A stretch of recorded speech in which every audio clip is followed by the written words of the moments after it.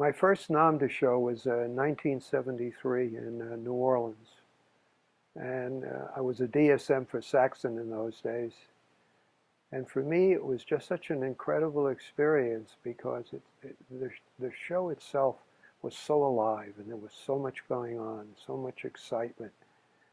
And the reality is, when you think back, this was an all-dealer event. I mean, the manufacturers were putting on their best possible face in front, soliciting distribution and courting the dealers. And it was very exciting to be caught up into that. And it really gave me a sense that the industry that I had chosen to really make my way in was quite a lively place. And in subsequent years, it just seemed to intensify to the point when I went into business for myself in 1979, 6 years later. It was NOMDA that gave me the opportunity to let people know who and what I was and what I was doing. Because at that time, you could go to that show and everybody was there. You go with a handful of business cards, some samples of your work, and you just start talking to people. And you couldn't walk 5 feet without seeing somebody that you would want to talk to and get an opportunity to talk to. And then as I started to develop a reputation with the channel, NOMDA always invited me to speak at these meetings, which was an absolute home run.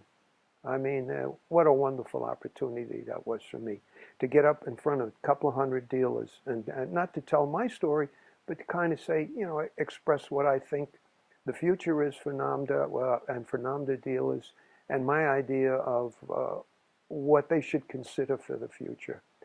And simultaneously, NOMDA provided storage bins for all the publications. And you weren't limited. You could bring as many as you want, and they were put out there. And we would include a subscription card in it.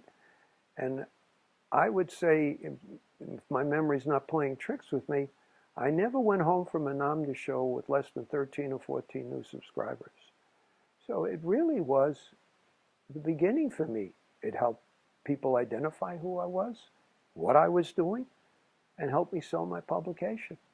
The fundamental value of NOMDA, BTA, is where dealers get an opportunity to talk to their peers and share best business practices and obviously form friendships.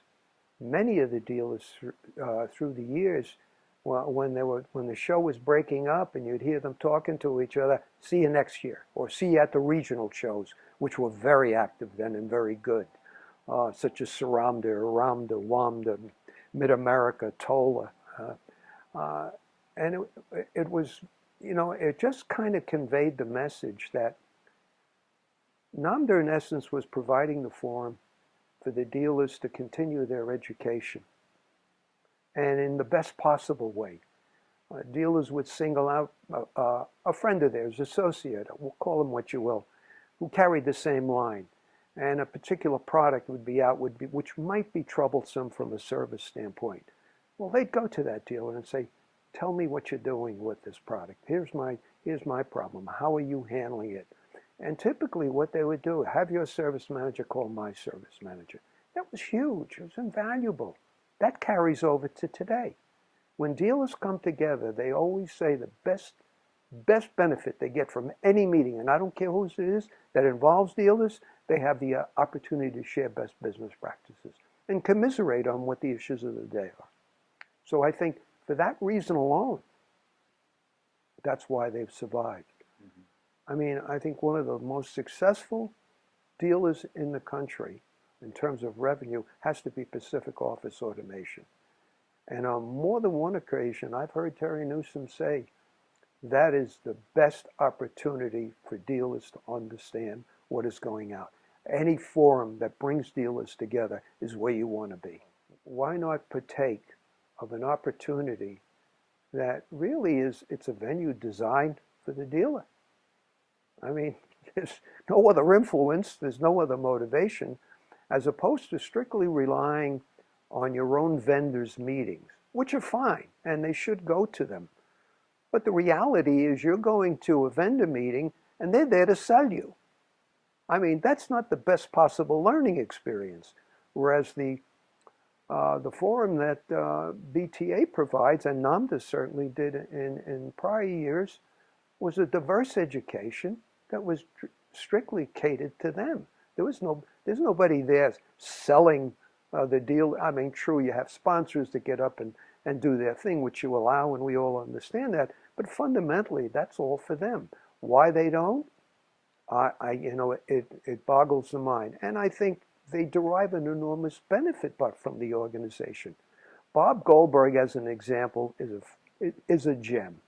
He helps more dealers every day than anybody in this industry ever even thought of, simply because of what he's done. I mean, I'll go back to the 70s when he was fighting anti-dumping, going after manufacturers who direct operations were doing unspeakable things to dealers, and really caught them with their hand in the cookie jar and made them pay for it. If it wasn't for that effort by Bob, this industry would not be as viable as it is today.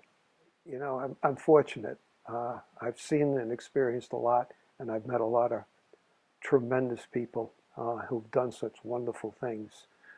And most people like to hearken the beginning of the copier with the Xerox entrance into in the industry in 1959.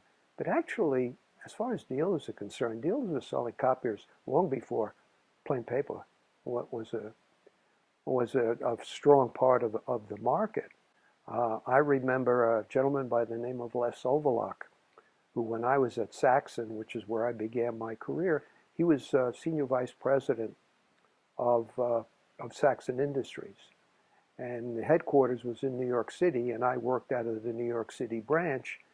And one day I was visiting the corporate headquarters for one situation or other, which I don't recall. And I had an opportunity somebody introduced me to him, and we sat down and we talked a while. And it was amazing. This man was responsible for the introduction of copiers to SCM and to develop a dealer operation for Apico. Now, these are two progenitors, if you will, who really built independent dealer networks long before there was plain paper. So it was a very interesting conversation, and I said to him, I said, who was the first dealer that you ever sold a copier to? He went to Des Moines, Iowa, and why he went to Des Moines, he never said. And he sold a company called M&M Sales.